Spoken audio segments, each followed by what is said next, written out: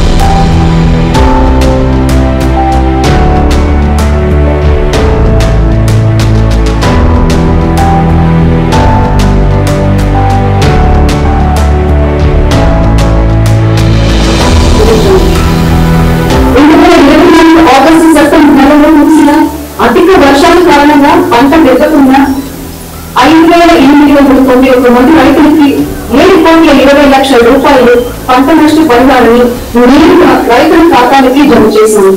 రైతులు పండించిన ధనానికి గిట్టుబాటు ధర అందించేందుకు చర్యలు చేస్తున్నారు। ఖరీఫ్ లో 228 రైతుల సేవా కేంద్రాలు సంతోష సంక్రాంతి। ఎందుకంటే నూతన ప్రభుత్వం రైతుకు అండగా ఉంది।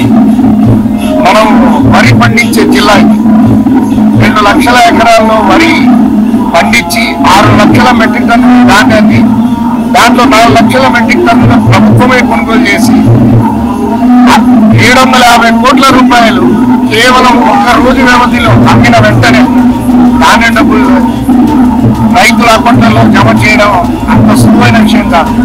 చాలా మంది రైతులు సంతోషంగా ఉన్నారు, నిజంగా పండగ జరుపుకుంటున్నారు। కొంత అధిక వర్షాలు ఉత్సాహంగా ఈ గణతంత్ర దినోత్సవ వేడుకలు అనేది ఏలూరు జిల్లా పోలీస్ పెరేడ్ గ్రౌండ్ లో మన శ్రీమతి జిల్లా కలెక్టర్ గారు వెట్రి సెల్వి గారు, ఐఏఎస్ గారు, అలాగే జిల్లా ఎస్పీ గారు, గౌరవనీయులు శ్రీ కేపీఎస్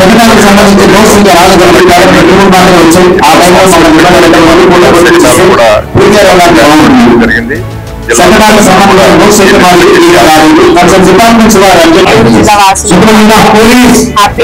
రిపబ్లిక్ డే గణతంత్ర దినోత్సవ శుభాకాంక్షలు అండి। అందరూ బాగుండాలి, మన కాన్స్టిట్యూషన్ ని సెలబ్రేట్ చేసుకునే రోజు ఇది, దాన్ని అందరూ గుర్తు చేసుకుంటూ దాని ప్రకారం మలుచుకోవాలని కోరుకుంటున్నాం। నెక్స్ట్ రిపబ్లిక్ డే సందేశం అంటున్నారు।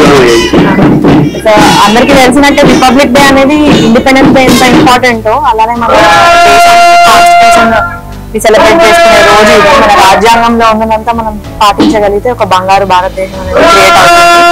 దాని ప్రకారం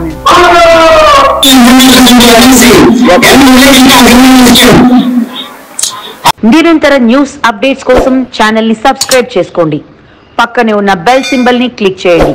thanks for watching GS9 TV।